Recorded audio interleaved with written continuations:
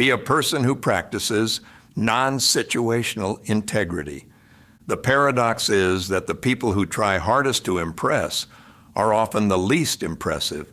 Integrity is not relative to the situation you happen to find yourself in and doesn't sell out to expediency. Its short supply is getting even shorter, but without it, leadership is a facade.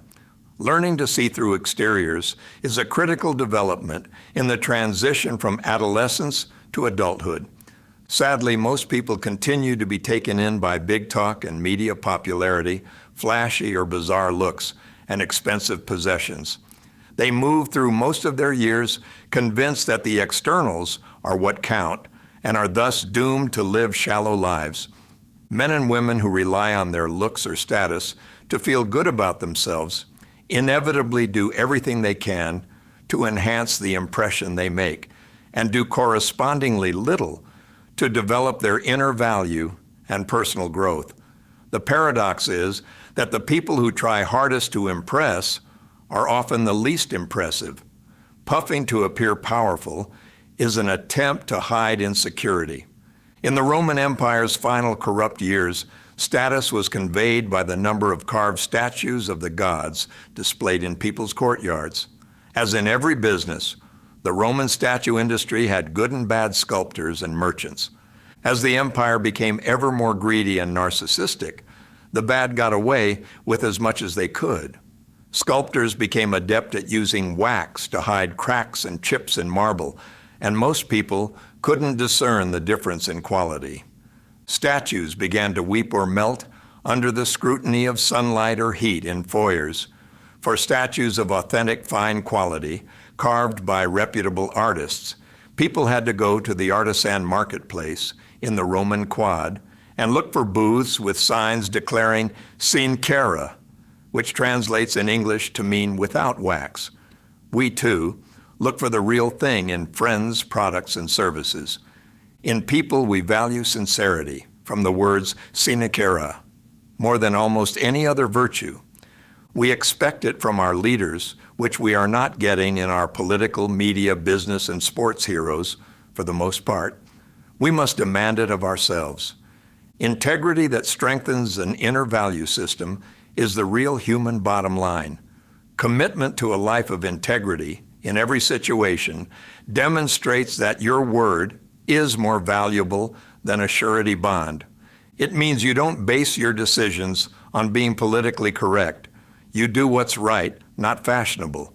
You know that truth is absolute, not a device for manipulating others. And you win in the long run when the stakes are highest.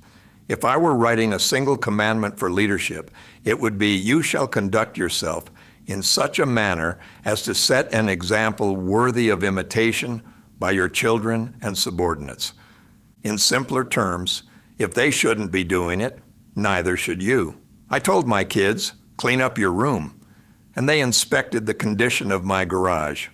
I told them that honesty was our family's greatest virtue, and they commented on the radar detector I had installed in my car. When I told them about the vices of drinking and wild parties, they watched from the upstairs balcony, the way our guests behaved at our adult functions. It's too bad some of our political and business leaders don't understand that what you are speaks so loudly that no one really pays attention to what you say. But it is even more true that if what you are matches what you say, your life will speak forcefully indeed. It's hardly a secret that learning ethical standards begins at home. A child's first inklings of a sense of right and wrong come from almost imperceptible signals received long before he or she reaches the age of rational thought about morality. Maybe you're asking yourself what kind of model you are for future generations, remembering that people are either honest or dishonest, that integrity is all or nothing, and that children can't be fooled in such basic matters. They learn by example. To remind myself of my responsibility to live without wax, with sincerity and integrity, I took the liberty of rewriting Edgar A. Guest's poem, Sermons We See, to apply to setting an example as a real winner for my children and grandchildren. I'd rather watch a winner than hear one any day. I'd rather have one walk with me than merely show the way. The eye is a better pupil and more willing than the ear. Fine counsel is confusing, but example is always clear. And the best of all the coaches are the ones who live their deeds. For to see the truth in action is what everybody needs. I can soon learn how to do it if you'll let me see it done. I can watch your hands in action, but your tongue too fast may run.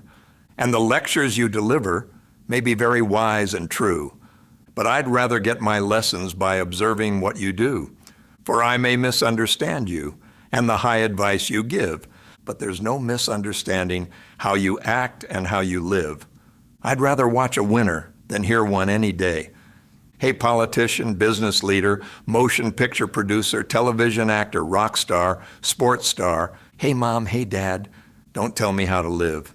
Show me by your actions. You're my role models. Action idea. When you talk to others, beginning right now, don't try to impress them by talking about your accomplishments. Let your actions speak for you. Ask more questions.